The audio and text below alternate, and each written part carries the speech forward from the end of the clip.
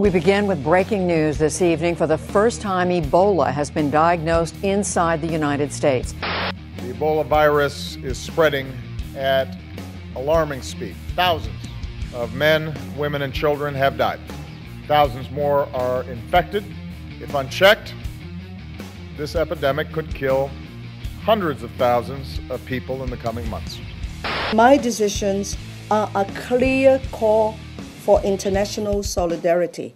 Countries affected to date simply do not have the capacity to manage an outbreak of this size and complexity on their own. If this epidemic is not stopped, this disease could cause a humanitarian catastrophe across the region. And in an era where regional crises can quickly become global threats, stopping Ebola is in the interest of all of us. The World Health Organization calls it an extraordinary event, the most severe Ebola outbreak ever. And it says there must be a coordinated international response to stop and reverse its spread. If ever there were a public health emergency deserving an urgent, strong, and coordinated international response, this is it. I think, indeed, a military-scale sort of operation is something that is called for in this situation. I think the epidemic has just continued to get out of control. The cornerstones of good infection control require excessive amounts of manpower and resource, and to some degree, the military is the appropriate way to deliver that. If we move fast, even if imperfectly, then that could mean the difference between 10,000, 20,000, 30,000 deaths versus hundreds of thousands or even 1 million deaths. We are working very aggressively and energetically to develop and test a vaccine to prevent Ebola and therapeutics to treat it. I think there's a very good humanitarian case for using these drugs, but we don't really know enough about whether they'll work or how they work to be sure we can rely on them. Do not stand by thinking that somehow because of what we've done that it's taken care of. It's not.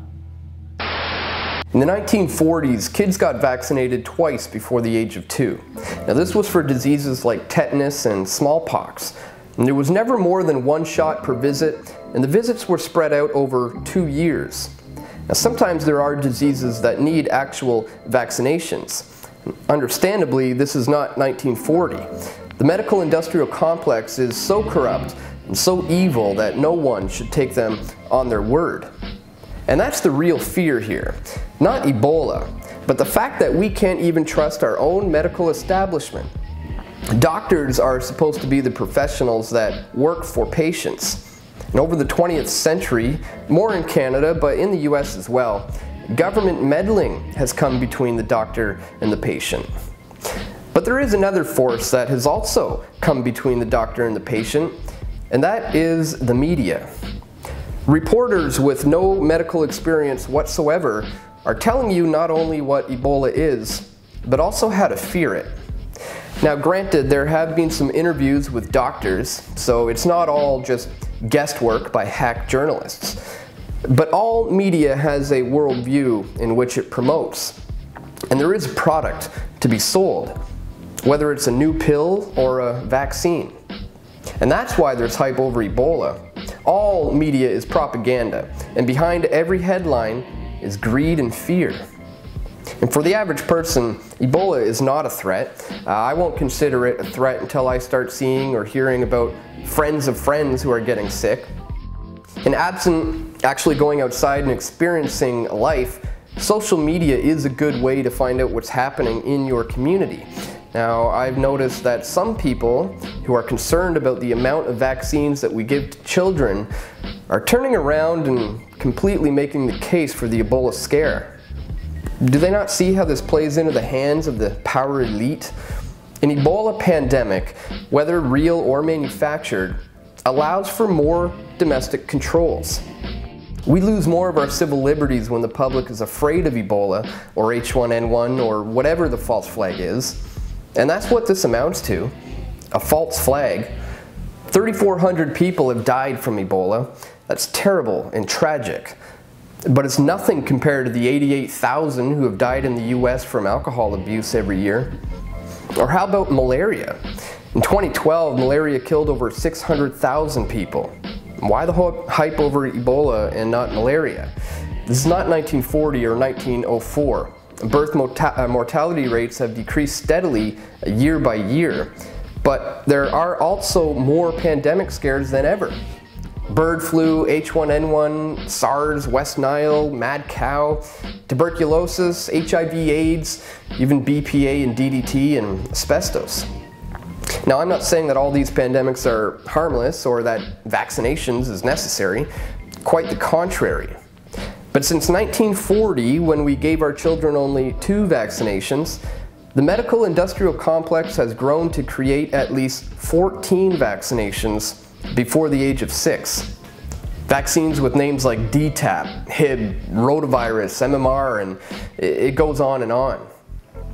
Now, do false pandemics lead to more vaccinations? Well, there seems to be a correlation there. And now that the Ebola vaccination is close, well, just look at how fragile society has become and how that plays into the hands of the social engineers. They want us downtrodden and broken, afraid of death and enslaved to a viewpoint that life must be preserved at all costs. Truth is, everyone eventually dies, but fear is how they control us. So stop letting them control you.